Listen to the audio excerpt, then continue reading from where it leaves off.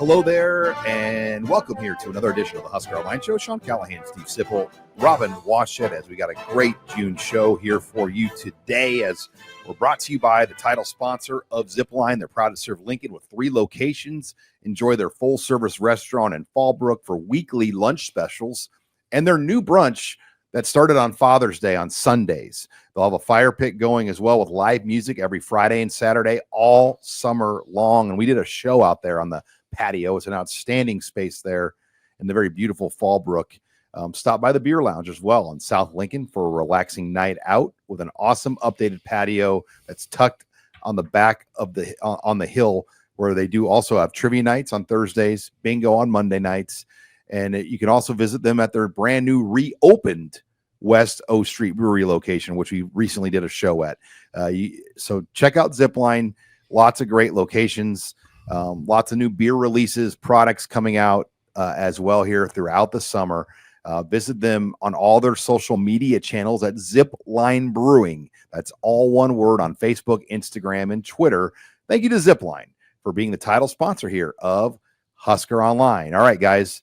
I want to get into this opening headline discussion about kind of the direction of college football. And there's a lot, because the game is changing before our eyes every single day. But there's big discussions about signing day moving forward and kind of the resetting of the recruiting calendar. You know, should there be a summer signing day that happens sometime in July or August or whenever, and then just be done at that point? Or should there continue to be kind of this outdated December, February format that doesn't really fit the financial model that we're in? So that's one of the big discussion points going on right now. How close? I mean, how close are we here? Well, we're weeks away from them having to figure this out, because the recruiting calendar resets itself in August. Yeah, the push is to have all this other stuff figured out by July 1, once all the new rev share money comes into effect. Because if you're going to operate under a salary cap, you got to understand what your rosters look like and what the timetable looks like to assemble a roster, and all the portal dates and signing dates and all those things that are pretty integral to managing a roster in this new era. So, I mean, there's times of the essence right now. And I think July 1 is now, again, another deadline for all of these other kind of ripple effects from that initial ruling. Okay, when would the signing date be in the summer? Probably in early August. Okay. I think you have to let the June official visits kind of marinate, and you probably still need July to let some prospects figure things out. Yeah, I like it. I like it for our business. I mean, think about early August. Well, what are we doing?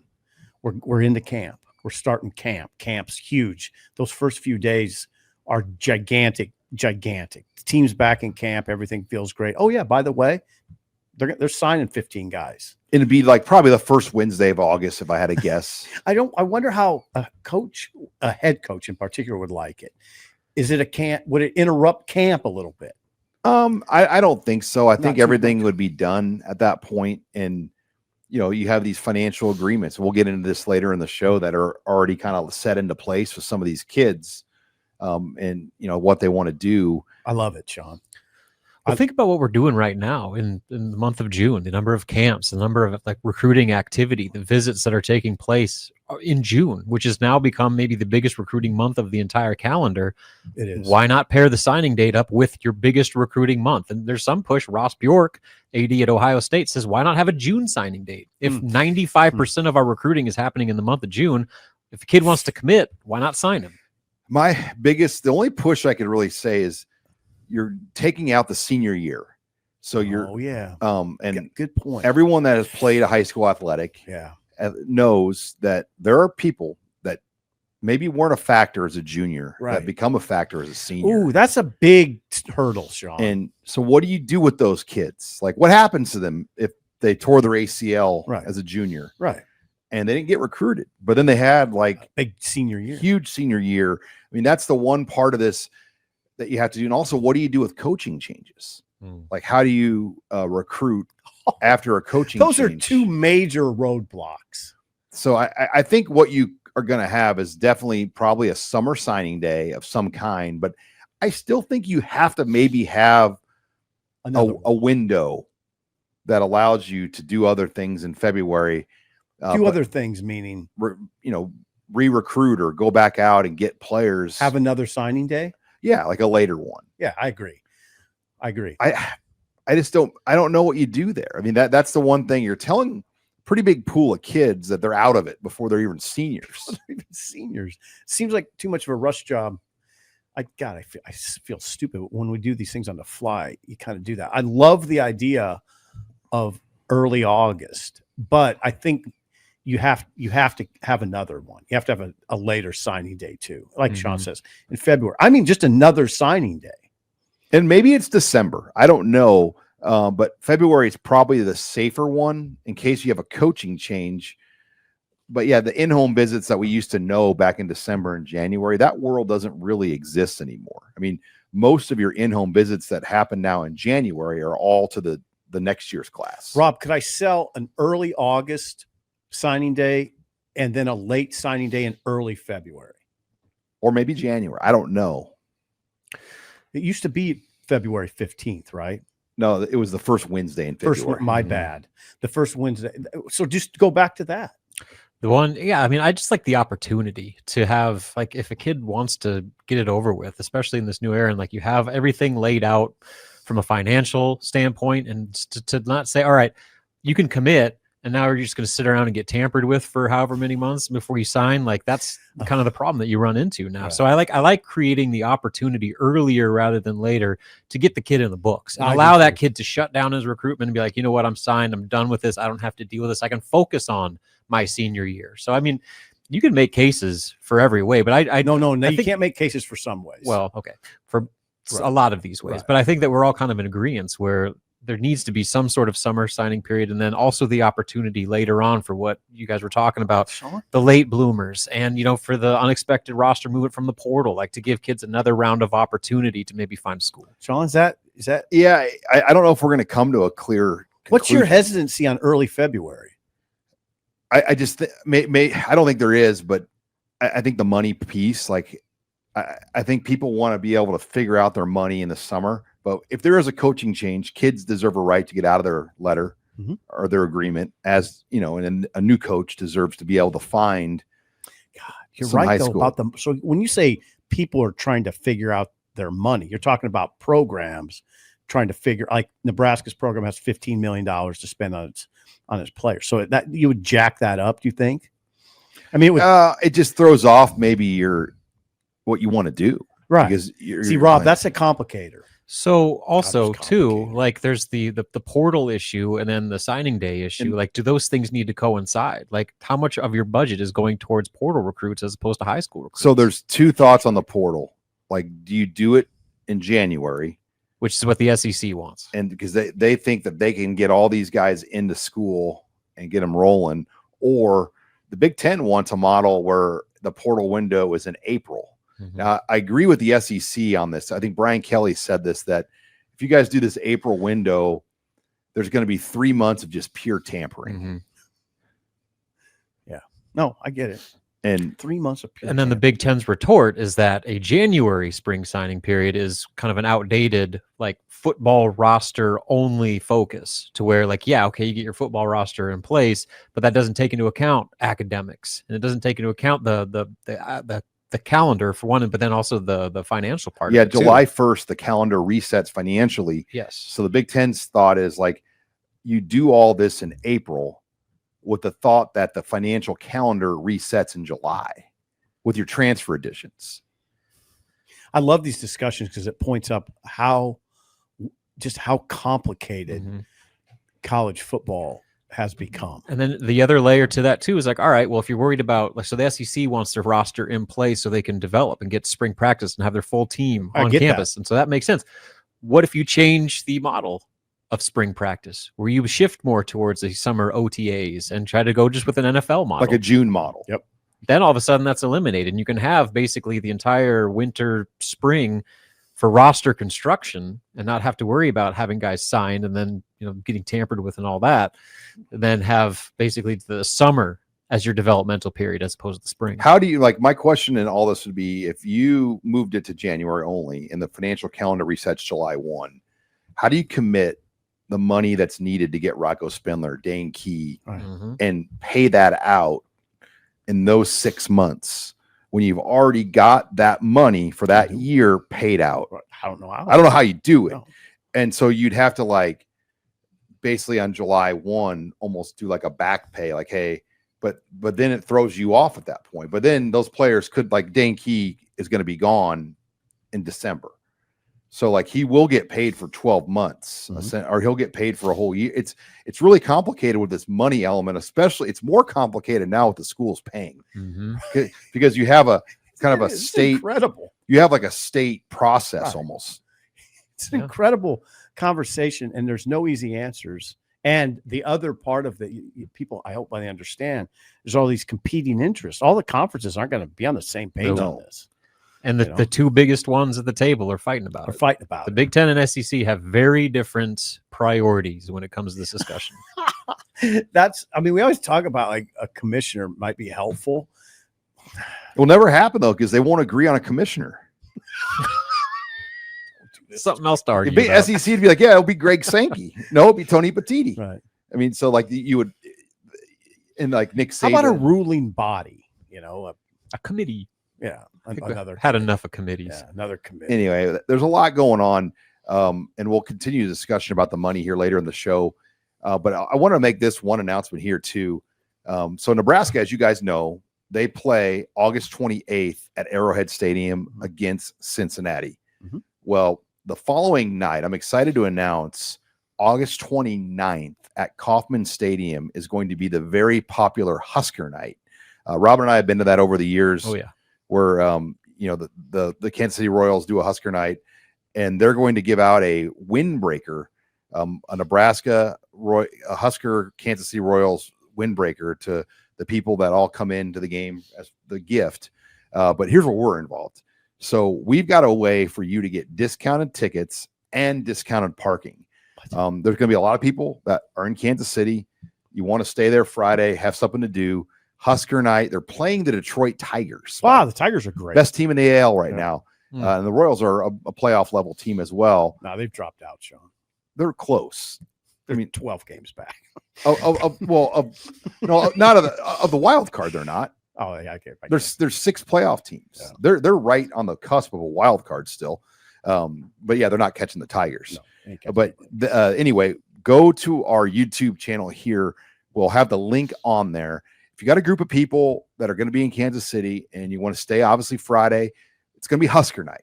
Let's pack it in there. Let's make it all Nebraska fans. We've got discounts on this link for tickets, and then the parking is heavily discounted as well.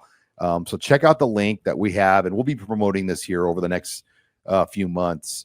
But we're excited, and I'm planning to go. Taking the girls, we're gonna be there, and Robin's still figuring it out if he's gonna hang around. I'm debating. Are you be by yourself? As of now, yes. But I took my crew down there a couple years ago to Husker night. I don't want to know. Robin's just going to be sitting in the outfield bar. Oh yeah. just hammering boulevards. I don't know you. Hey, Sean. It's fun. If you haven't gone to Husker night at the K, it's a fun deal. Is it? I'm sure there'll be some Alex Gordon appearances. God dang, Alex. Gordo.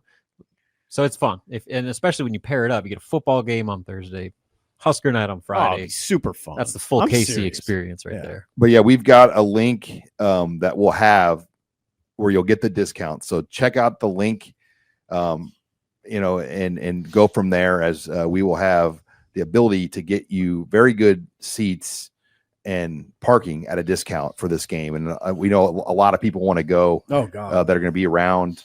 Like we're probably going to go to Top Golf, my family, during the morning, have lunch, then go to the weekend. Oh, that's right. You're going to go to Top Golf on Friday? Yeah, in the morning. Get out of the hotel. Yeah. You can bring your clubs? No, not to Top Golf. Oh, I'm not one of those guys. Okay. First of all, I don't golf that much. I'm rolling with a set of 2008 clubs. Nice. So if you go to Top Golf, you don't have to have your own clubs. No, they have clubs. Yeah, it's very, very family friendly. Okay, but there are people that bring their own clubs there. I'm not one of those guys. Okay. I'm not traveling to Kansas City with my clubs to play Top Golf. What if Sean just You could if you wanted to. took up golf and All we of a just sudden, never you just, saw like, him all again? in. Well, the site would lose its footing. We'd kind of fall apart. I would anticipate that. All right. It'd be part of the fun. When we come back, I want to talk more about the recruiting weekend. Nebraska has one final weekend. We'll hit on that next. You're listening to the Husker Online Show. We're back here on the Husker Online Show. Sean Callahan, Steve Sipple, Robin Washut, brought to you by our title sponsor here, Zipline. Get out, try all their new summer beer releases, including can opener, and they are on the verge of releasing their hard sodas that come out here later in June, which we've had the pleasure of sampling. The JuiceBox hard soda, strawberries and cream, and the orange creamsicle. They're going to come in 16-ounce 4-packs. Perfect for the pool, the boat, the garage. All the above. All the above. 6%, so you don't need a lot. 2 of them will do it. Yeah. I'm a lightweight. I'm looking forward to getting some of that up in the office. Oh, are you now? I am. Post game? Post game, pre-game, Pre-game. Halftime. halftime. Sean, where's going to be a good season?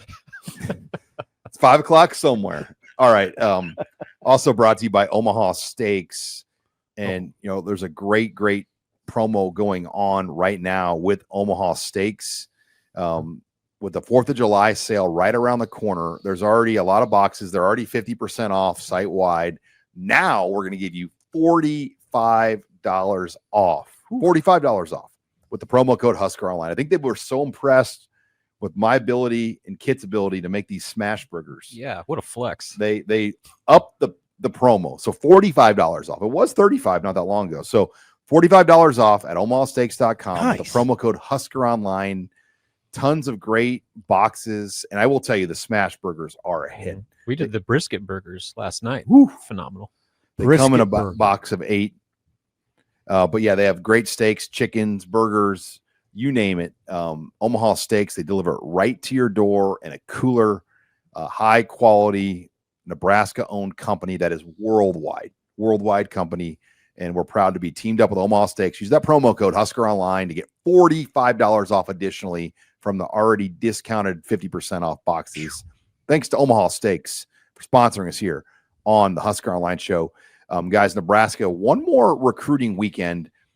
And I don't think a lot of people realize this, that after this weekend, Nebraska, or anybody for that matter, will not be able to host a recruit on their campus until September. And, that's yeah. So think about like what we dealt with. There was a couple years ago where the transfer portal was open like the whole summer. Mm-hmm. And there was windows of opportunity to bring recruits in. Like the June had one more week of availability to bring recruits in, plus a late July week. That's all shut down. The portal's obviously closed.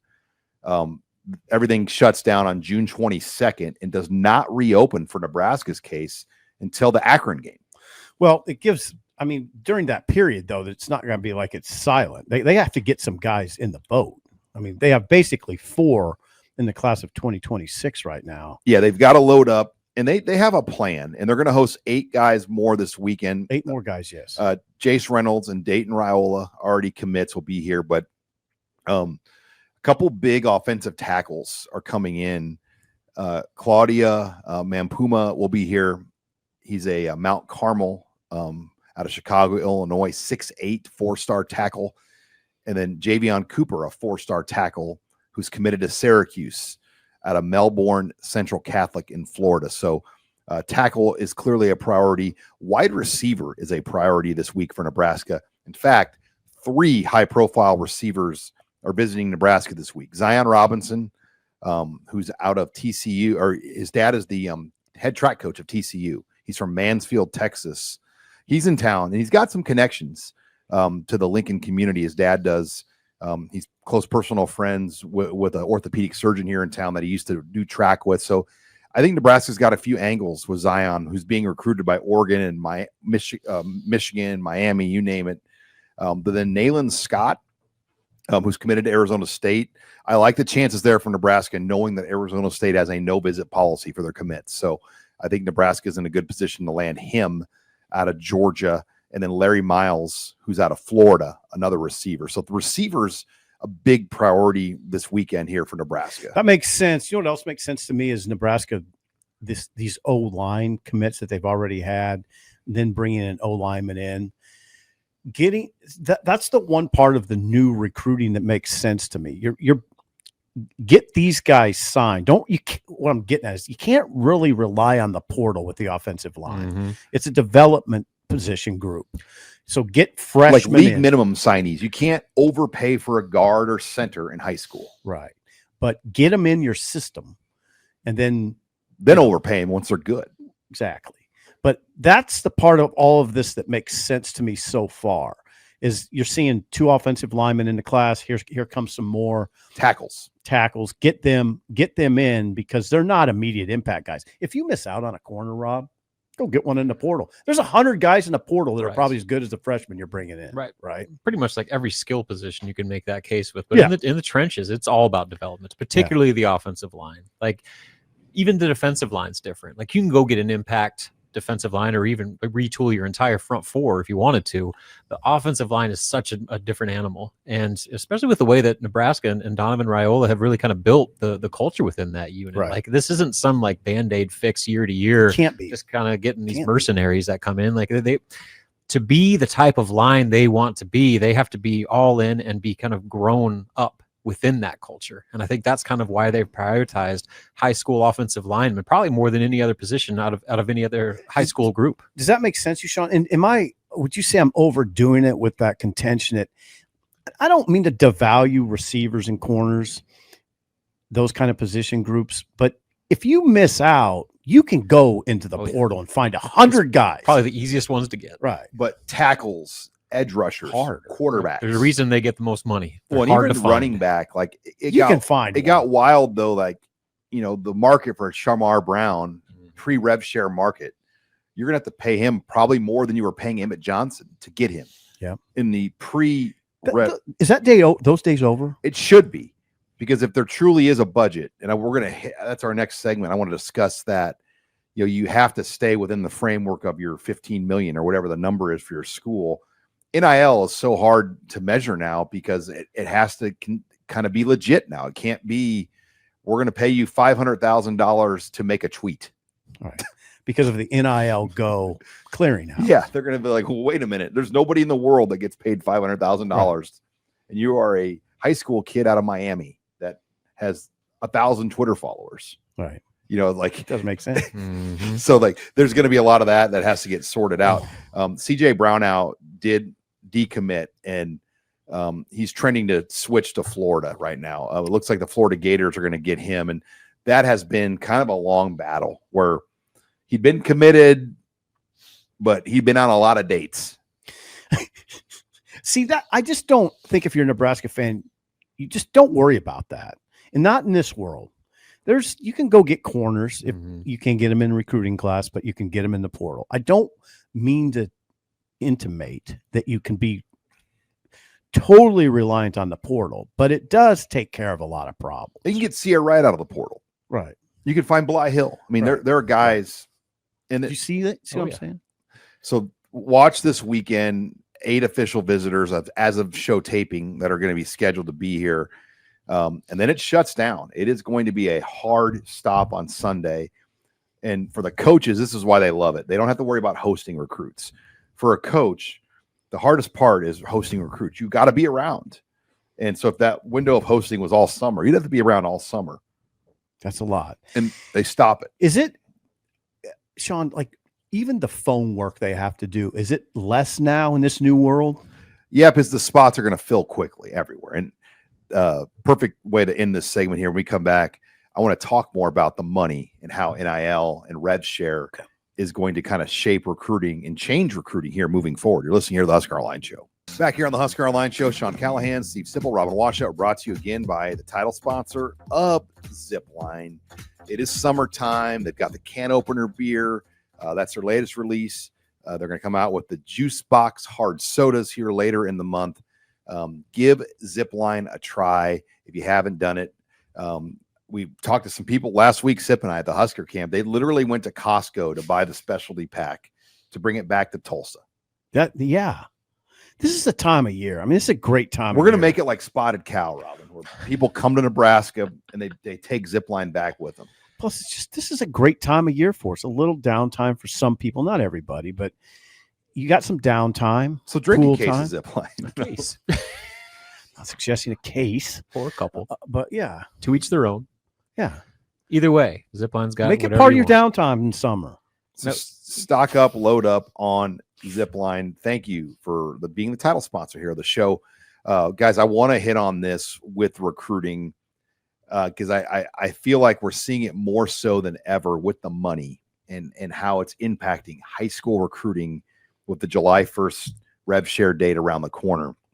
You know, as you recruit these athletes, you have to really manage the money and things a lot differently. You know, with a collective, I felt like you could be a little looser. Without a roster limit, you could be a little looser with what you added to your team, and your collective could just figure out service contract agreements to pay whatever it needed. And we've seen some schools like Texas supposedly pay over 30 million, over 20 million, the numbers that you hear out there. Well, in this new world with the school rev share, most schools are going to be in that $15 million range of what they'll pay their football team with. And so as you start to recruit and build your high school additions, you have to earmark that money. How much of that money is going to be set for high school recruits? What are your positions of need? What is your budget that you're going to be willing to spend on these positions?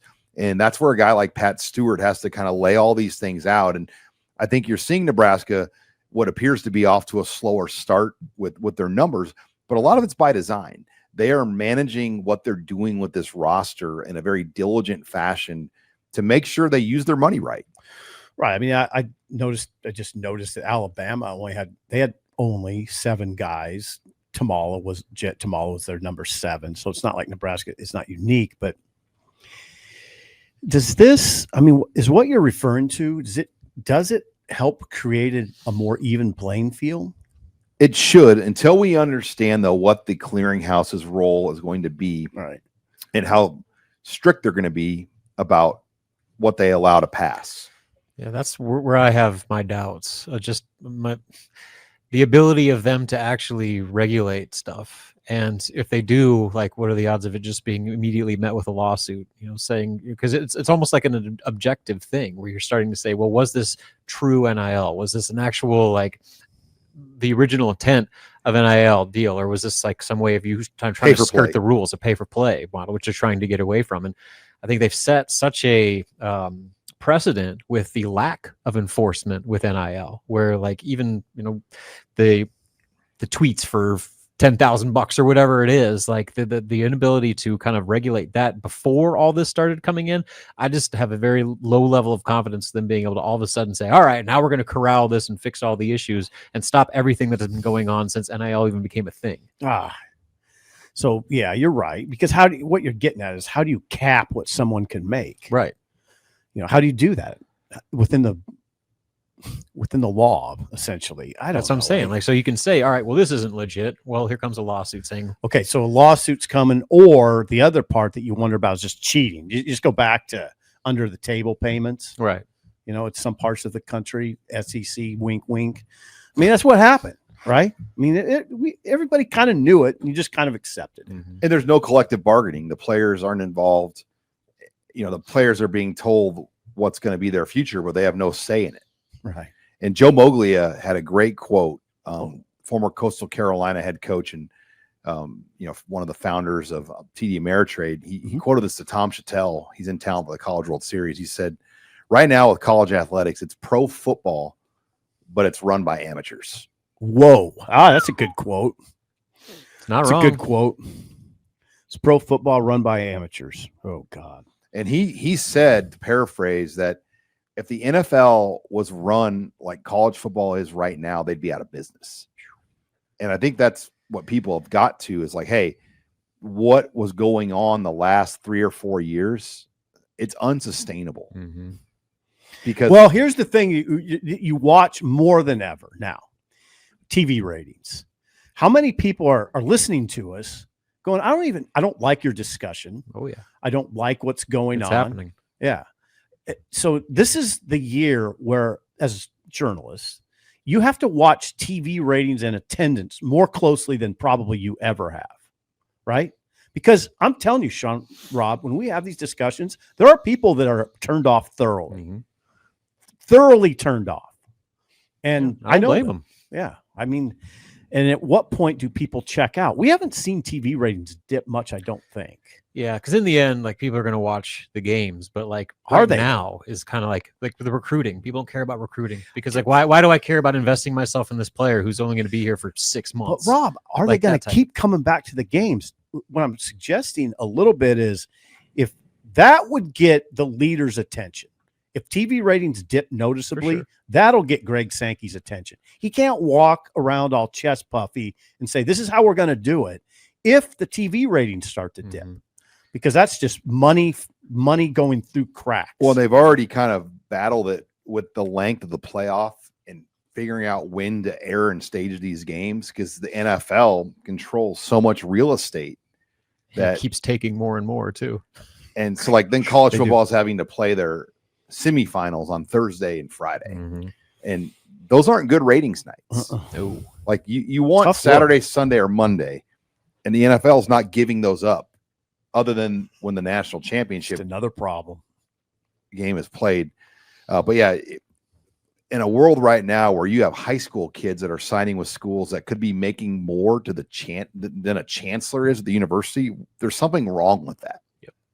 Yeah. I mean, Jackson Cantwell, you know, he supposedly is getting 2.4 as the number one high school player from Miami.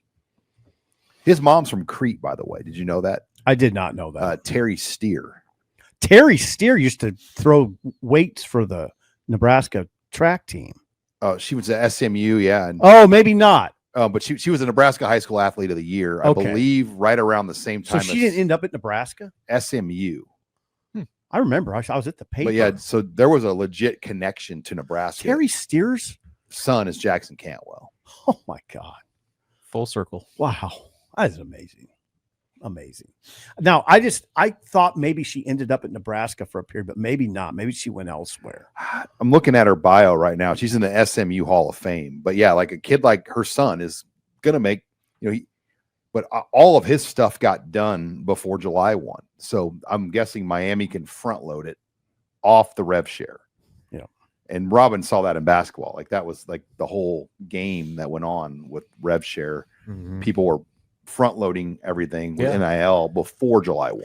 See, now this is I think why this topic is germane right now is because Nebraska only has 4 guys in that 2026 class. And people are like, Robin, I don't think a lot of people have adjusted to the new world.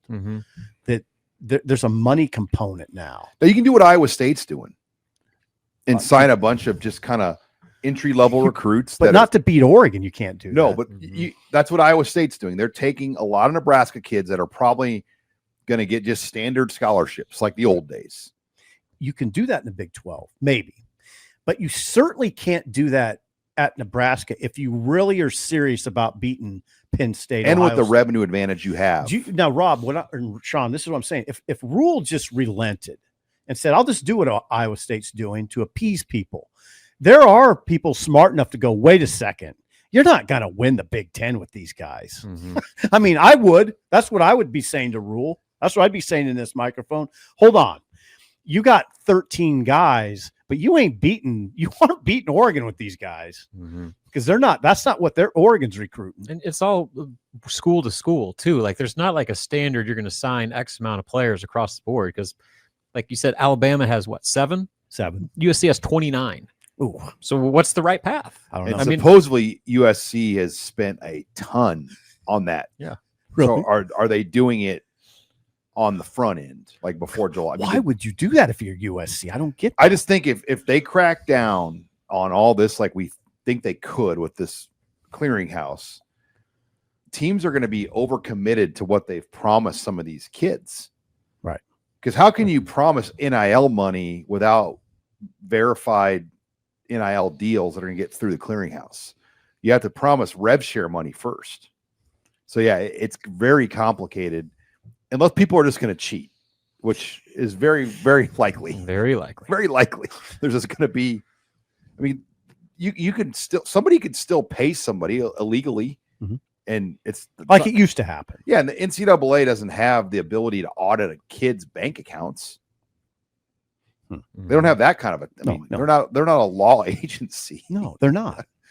They don't have that enforcement power. Huh. Our parent could get paid. How's anyone going to know? Right. Or a handler or whatever, an uncle.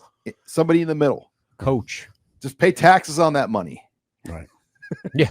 That's the one stipulation. That's where basketball found some problems. Yeah, guys went to jail over that. It's really, I don't know what to say sometimes about it. I don't know. I like go back to what Mogul said.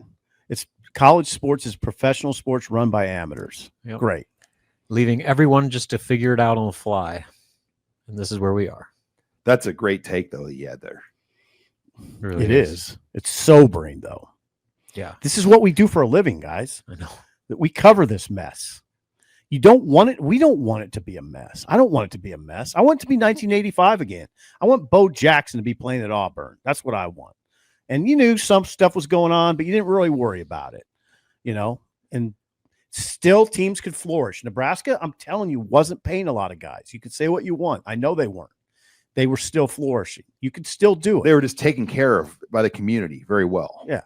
But not illicit. No. Might have been a little. I mean, there might have been some of that going on. Well, like players used to have family hosts. Yeah. Like that, when you came from out of state, you had a family that you could go hang out with and visit with. And they were like well-to-do booster families in a lot of cases. There was that, but nobody was making $1 million. No. Nobody. Not Mike Rozier, not Irving Fryer, not anybody. Nobody's making that kind of money. You were lucky to get a free meal somewhere. Right. I mean, and we know this. We covered it. I always tell the story about D'Angelo Evans, who was a highly recruited running back from Wichita who wanted to go back and see his girlfriend, couldn't do it because his car was so bad. I used to see Jamal Lord walk. One time, Jamal Lord asked me for a ride. I said, I don't think we better do it because it's a violation. Mm-hmm. I did it. Reported. Simple. After the show, you got to come see me, okay? Yeah. But that's what I'm talking about. Like, okay, if Jamal Lord, you think Jamal Lord is the starting quarterback at Nebraska now would need a ride somewhere? No, yeah, he'd have a car deal through Sid Dillon. He'd be making $1 million, right? Pretty much standard fee. In that model. But now moving forward, will there be as many of those $1 million deals? I don't know. When you have 15 million only, right? How many of those $1 million deals can you do? I don't know. And that's where I think maybe a quarterback, though, right? A self-correction is going to happen. I mean, there's going to be a lot of $200,000, $300,000 type players.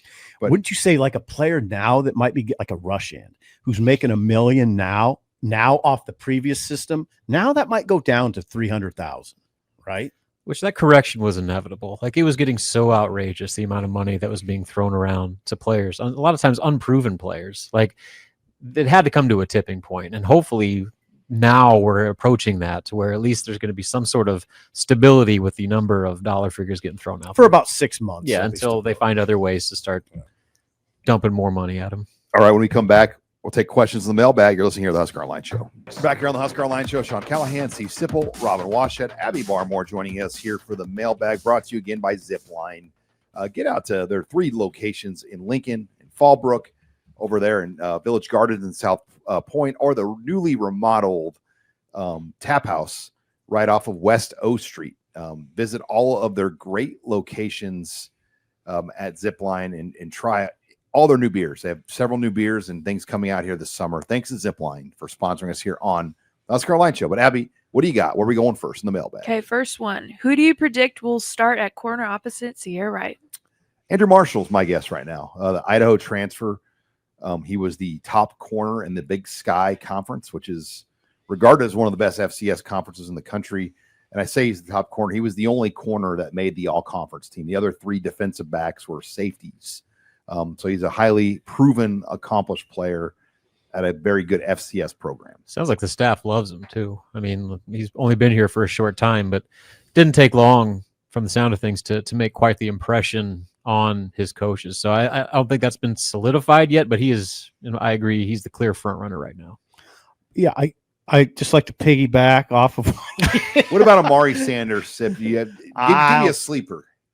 sleeper Bly Hill. Yeah. Bly Hill was, remember, in the spring of 2024, was it the spring of 2024? He was the starter. He was going to be the starter. Mhm. Got injured in the spring game. He looks like he's fine now. If you start thinking about the best looking athletes on the team, if you see Bly Hill, he's a wow player because he's a 6'4" corner, Mhm. and he is. I mean, he's a wow looking player. I just can't believe that he'd go from starter to being out of the picture. You know. Well, at that point last year, they didn't have Sierra Wright. When the spring ball was happening in 24, when he looked good, Sierra Wright wasn't even here yet. Mm-hmm. Sierra Wright didn't visit Nebraska until late June of 2024. Mm-hmm. So I think Sierra Wright's arrival and the injury obviously changed a lot of the path of Bly Hill. You wonder about Jeremiah Charles a little bit. I'd go Bly Hill ahead of him. Amari Sanders is definitely in that picture, though. You're right. He's definitely in that picture. I just think Charles, his lack of reps that he had coming out of high school, he didn't play a lot of high school football. He's a great track athlete, great basketball player. Get ready on special teams for him. But I think he's got, to lock in as a every down Big Ten corner. I mean, he got his opportunity last year against UCLA, and Eric Bieniemy pointed him out and went after him every take long. It's what you do. And he'll get better though. And in some of it, he'll get better on special teams, but he'll be one of the main guys on special teams. All right, Abby, what do you got? Okay, what makes this year's group of portal receivers projected to be better than last year's? I think there's more proven production. I think Dane Key is one of the all-time leading receivers at Kentucky, which they didn't, the two guys they added last year, I don't think were at that caliber. I mean, Dane Key, if you took his Kentucky stats, and if he had a good year this year, he'd be one of the all-time leading receivers at Nebraska. Isaiah Hunter was the leading receiver for Cal. I think the high school players they've added are really good too. When you look at Mills, Mosey, Mosey and Mills, and then Jeremiah Jones. Yep, it's a good question. It's a good question. That's the best way to say it. We thought a lot about those guys that they brought in last year, particularly the kid from Wake Forest. Georgia and Miami wanted both the guys that are on Nebraska's roster. Okay, but last year they brought in guys that we hyped up. We have to be clean about that. Who's the kid from Banks? Jamal Banks. Jamal Banks. We made a lot of Jamal Banks. Yes. He was all right. I mean, he had a good year. Thought he could be 1,000-yard receiver. Right. It wasn't until like the bowl game when he finally came into his own a little bit. Right. So if there's a little skepticism in that question, I appreciate it. It's fine. The red flag I heard early on Jamal Banks was his lack of speed. And then what we heard, it wasn't off the record. It wasn't whispers. It was coaches saying we have a hard time beating man coverage. It was Matt Rule saying we have a hard time beating man coverage. So that would be one thing automatically you watch for in these guys. How are they against man coverage? Yep. When they're locked up, can they do it? Can they get off the line of scrimmage? Can they beat their physical corner? Dane Key saw plenty of that in the SEC. Yeah, and Isaiah Hunter, NFL level corners. And Isaiah Hunter is a strong kid. I mean, I think he prides himself on winning with 3 years of eligibility. Yeah. All right, but I get the question. Next question. Okay, outside of Dylan Raiola, is there any all-conference caliber players on this team? When you talk about 18 teams, I say this every time, it's really hard to make an all-conference first team because, you're talking about almost being an All-American at that point. But if you want to beat those teams, you got to have them. Yeah, look, Rocco Spindler maybe could find himself up to that point. Elijah Pritchett. Maybe Elijah Pritchett. Ja'Cory Barney. Not quite. No, I would go with Dane Key. Okay. I think Dane Key is going to be the leading receiver on this team over Ja'Cory Barney. Okay. If I had it, that's just maybe on defense. Maybe one of those secondary guys has an elite year on the back end. I don't know if it's Sierra Wright or Singleton, but again, it has to be a winning season with players that have conference leading stats. You got to have some dudes. Yeah, you got to win. Yeah. The winners get rewarded. You can't just be the Maryland receiver that goes off. Like that guy doesn't make all conference. No, and I'm not going to get on my soapbox, but it's a very important question. It is because again, if you're satisfied with being behind Michigan, Oregon, Penn State, and Ohio State, then you're satisfied, and you'll never have all conference players. Those are the guys you have to have, one or two or three guys. If you really are serious about beating them, that are that caliber, and you don't have to sell it to me as, but Sip, they have to win. No, I know an all conference player when I see it. I don't care what those the record Purdue is. guys didn't make first team a couple years ago. I don't care what the record is. I know what one looks like. It's Randy Gregory. It's Amir Abdullah. You don't have to attach a record to Randy Gregory to tell me he's an all conference player. Yeah, those guys are all conference players. It doesn't. It is right what now. it is. Is there a guy like that on the roster? I don't know. As of now, I'm going to say no because none of them's done it yet. Is Vincent Shavers? Could he Not be yet. that guy? Is McGay? Could. Yeah. Not Well, yet. Marquise Watson-Trent was a player of the year where he came from. Like if he has over 100 tackles. Here's the thing, though. A lot of this is determined on the preseason narrative on guys, to where, like, especially like on the lines, like offensive line. All right, we know this guy's supposed to be good, and then you don't really pay attention to it. So it comes to voting times, like, well, what offensive lineman do I even know? So I go to the same guys, the same teams. Iowa's offensive line is good, so let's throw some Iowa guys, like that sort of thing.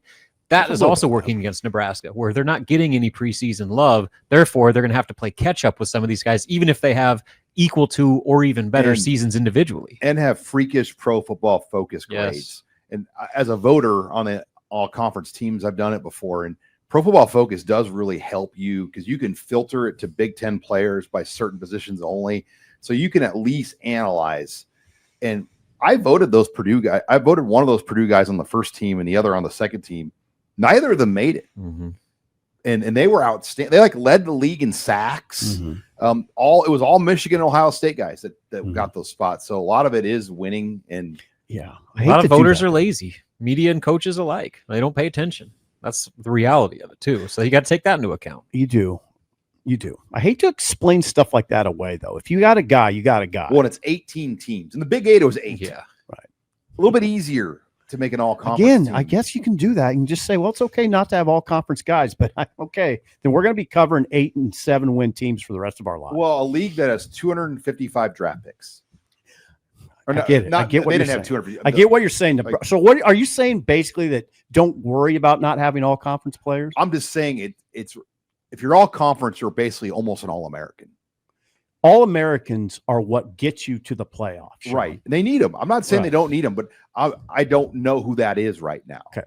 Gotcha. Because they don't have anybody that has the stats that are making these lists that Robin's doing. I got to think like a Shavers is a guy that can advance. They have a lot of guys that could, but right now on June 18th, I don't know if any of them will. Final question. Okay, last question. To celebrate National Mascot Day, who is your favorite mascot? Ooh, the Stanford tree's hard to beat, right? Stands in Of how unruly he is. Yeah, and it stands like in a corner of the court and shakes.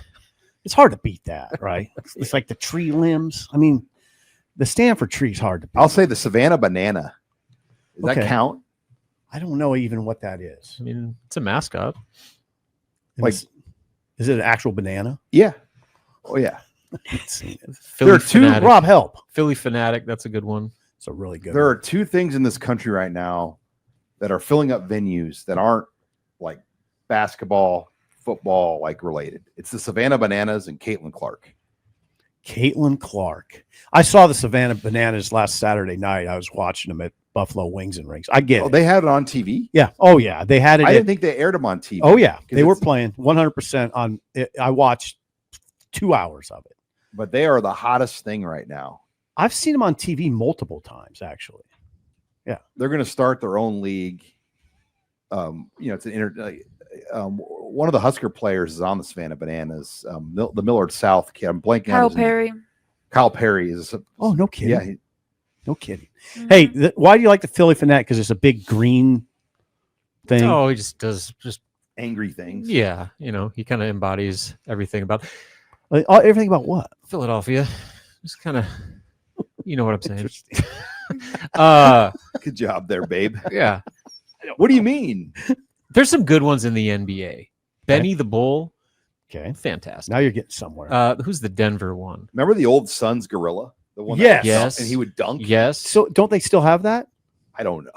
I don't watch the NBA like you do. You would be the one that would know. I haven't seen the gorilla. I haven't seen it, but I do remember it in the 80s. In the 80s. John, the 80s. I'm looking at a list right now of the top 25 sports mascots, and Philly Fanatics #1. #2 is Jackson DeVille, the Jaguars mascot. I'm not familiar. I don't know why. I think he does a lot of wild stunts. I've seen Benny the Bull in person. He's good. He's good. Good times. The Florida State Chief. Oh, hard to beat. Like that.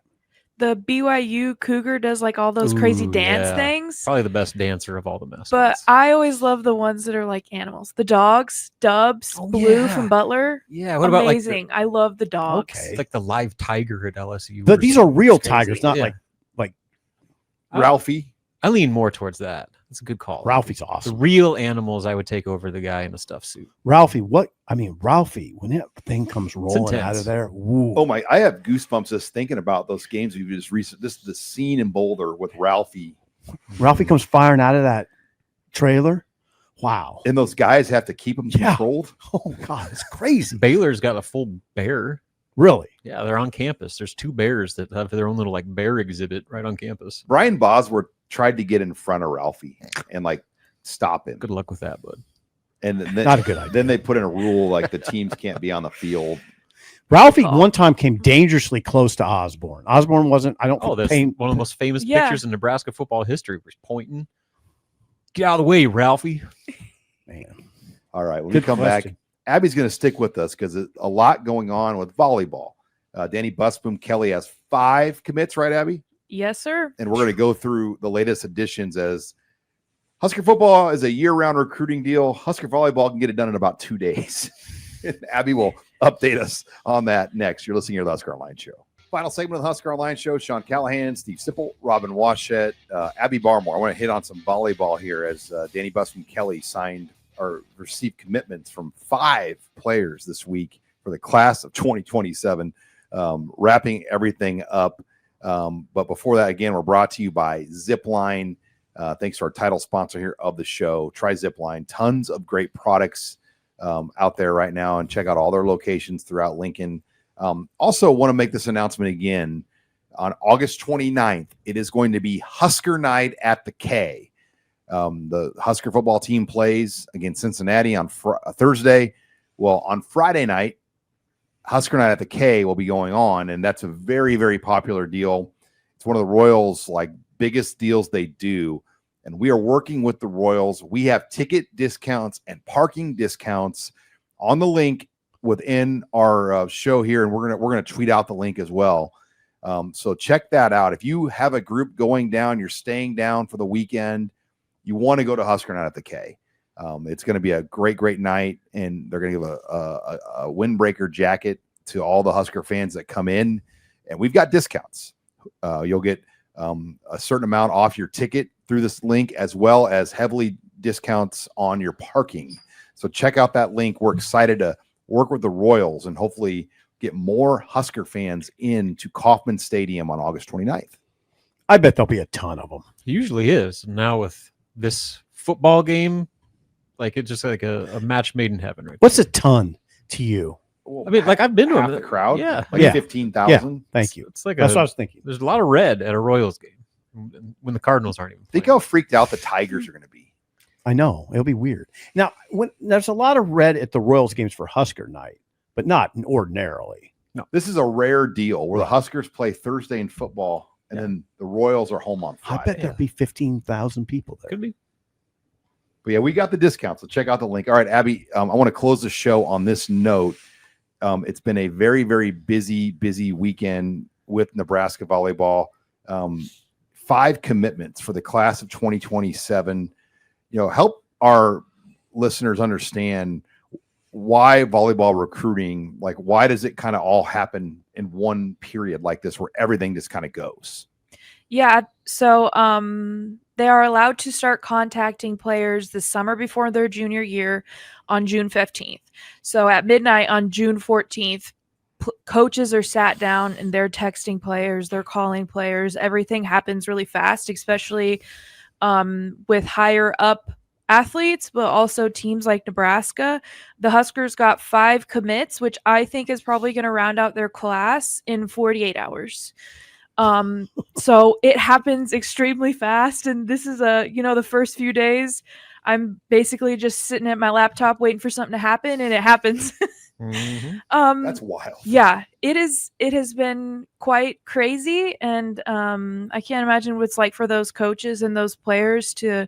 I mean, some of them talk to 10 teams on the first day. It's just wild, but yeah, it's not like football where it's a long, drawn out process, and you go on it. You've several visits, you check everything out. Volleyball, they just commit immediately, but also, that mostly happens to the top programs. Nebraska, it's pretty easy.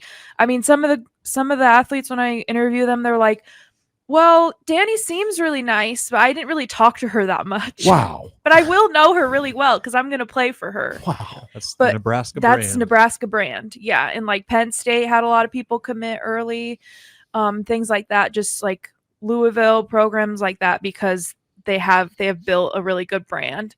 But yeah, Nebraska's got five players in this class of 2027, and I think like a really good mix. They have 2 top 10 players and then another top 15 player. Setter Mallory Bosiger, she's the younger sister of Macy Bosiger. She goes to Norris. So they've got a hometown girl. They have actually 2 players that play for Arizona Storm, which is one of the top clubs in the country. But Nebraska has 2 freshmen right now that also played for Arizona Storm. So they got quite the pipeline coming in from there. It's a great club. And it's a pretty good class. And I think some of them there might be ranked lower now, but they'll probably shoot up. That happens quite a lot. When Nebraska was first interested in Andy Jackson, she was not even probably ranked in the first 50 players. Mm-hmm. Turns out she's a first team All-American. Yeah, and I would imagine volleyball recruiting is a little different than football. There's probably not as many scouting people like a football recruiting process where you don't get to see these players like we do in football. Right. So you learn more probably as club season and high school season moves on. Yeah, and they're still young. I mean, they just finished their sophomore year, so their sophomore year. That is something I think about a lot when I'm interviewing these players, and all of them are so eloquent and mature, and they're like 16 years old. Wow. I just can't imagine making a choice like that when I was 16. Tell me, Abby, about Kendall Omori. Did I get that right? Yeah. She is a middle blocker. She's the top player in the country according to Prep Dig. And she kind of reminds me of Andy Jackson in a way that she's super athletic. And she has a really high contact point, and she's also one of those players that played for Arizona Storm, which the same as Tiara Sigler and Kenna Cogill, who is also a middle blocker. And Lauren Stivrins also went to Arizona Storm. So they have a good history of creating Nebraska middle blockers. But yeah, she I think that she's really going to be special, and she's the prized one of the 5, would you say? Yeah, she's like the top commit in the country, so she's ranked the highest. Number 1 player. Wow. Yeah, she's an impressive young lady. Wow. How many of those 5 attended the Dream Camp? Because I know that's kind of like the big recruiting deal for Nebraska volleyball. Yeah, so 3 have attended the camp. Sometimes they're invited, but they miss out because they're playing in nationals or something. But yeah, Mallory Johnson, who's one of their libero commits, they have 2.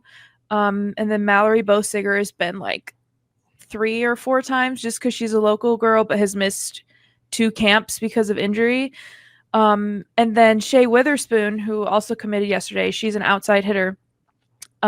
She went last year, and I remember her very well. She stood out. She did a really good job. And she's also like, even though she's ranked number 10, I feel like she could even still move up in the rankings. She is really athletic, but also because she is from Missouri, I think maybe that downplays her talent. Maybe the rankings aren't as high because of her competition, but the high school that she goes to, Lafayette, they have won 3 straight state titles, and she's been there for 2 of them. And I think they'll probably continue their streak. She's quite good. Abby, obviously another back row DS type set in Bosinger. When's the last time there's been a good hitter that Nebraska signed? I mean, would that be Becca Alec? Would that be Lindsey Krause? When's the last time the Huskers have signed like a local hitter? Oh, a local one. I mean, that's clearly the money position. The people that can, play the front, hit, and they're getting a lot of good back row talent from the state. I'm curious that's not a position we're seeing come out of the local states. Like an Allison Weston. No. Yeah, but way back. Krause was obviously a prized recruit when she came here. I would say the most recent one is Rebecca Alec Okay. from this local area, but there are a lot of great hitters in this area. They're just not going to Nebraska. Creighton has got a few of them. Nora Sis was outstanding at Creighton. This class of 2027, they signed Reagan Walruff, who was a Elkhorn North player. She's really good. So Creighton has done a good job of not necessarily cleaning up what Nebraska doesn't get, but getting really good players. But yeah, the last local girl was Rebecca Alec, but then there was Lindsey Krause, Whitney Launstein. Puts in perspective, though, it is really to get recruited as a hitter, and that's what a lot of tall girls in the state are training to be. To get that Nebraska, you got to be really good, elite, like top 10 overall in the country. Right. Freak athletes too. I mean, just the sheer athleticism and strength you're seeing now out of those positions. I mean, it's incredible. I mean, I'm sure it's always been high level, but it just seems to me like the just dynamic athleticism you're seeing from some of these players now is as good as it's ever been. There's a crossover to the football conversation, what Sean's saying. You're not seeing a lot of local hitters because they go get ones that can win the Big Ten, not just finish 7th. You're not getting the best in the state. You're getting the best in the country. Right. And elite. It's there are a lot of 6'4" athletic female volleyball hitters walking around. I don't think so. I don't know. I mean, they're going to Arizona. They're going to these places to get them. Right. And to play in the Big Ten against, you see these women on Wisconsin's roster and Penn State. Yeah, you can maybe play, but can you win it? Can you win the Big Ten? And John and now Danny, they don't settle for being okay. They've upped the recruiting bar to the highest level we've ever seen. Yeah, at Nebraska. It honestly, like some of these top players, they're probably getting calls from places like Texas and Wisconsin and Penn State, but like to have some of these players literally had one Zoom call with Nebraska and committed. And that was it. That's it. Yeah, and they have the money. I only talked to one girl that was like, well, I wanted to get to know Danny better, so I talked to her another time before I committed. But what a concept. they know, right? But they know the program so well. Pretty much all of them are like, I always dreamed of being a Husker since I was a little kid. Coming to camps, how do they know the program so well? Sellouts. It's very visible. A lot of them have come to camp, but also they've been watching it since they were young. And then a lot of times, like they'll come close to their home wherever they live. Like, one of the Arizona Storm girls, Hua Lacona, she went to a Nebraska volleyball game in California in 2019 and was like, I want to be a Husker. And easy. Lauren Stivrins is on that team actually too. So it's kind of a Arizona Storm crazy full circle. There was a time when there was this football program that could sell like that to that level. And now it's Ohio State. I heard about it. But I mean, when Nebraska was winning, right, Osborne could call anybody and get him here. Yep. And 100. It's a little harder now. But Abby, great work. I know it's been a hectic week for you, but an exciting week to see the talent that you're going to get to cover now in Lincoln. Oh, yeah, for sure. And I've really enjoyed talking to all the players. Well, great job, Abby, Thank with you. that. Follow her work. She has kept up with this as well as anybody on Husker Online. For Abby Barmore, Steve Sipple, Robin Washett, I'm Sean Callahan.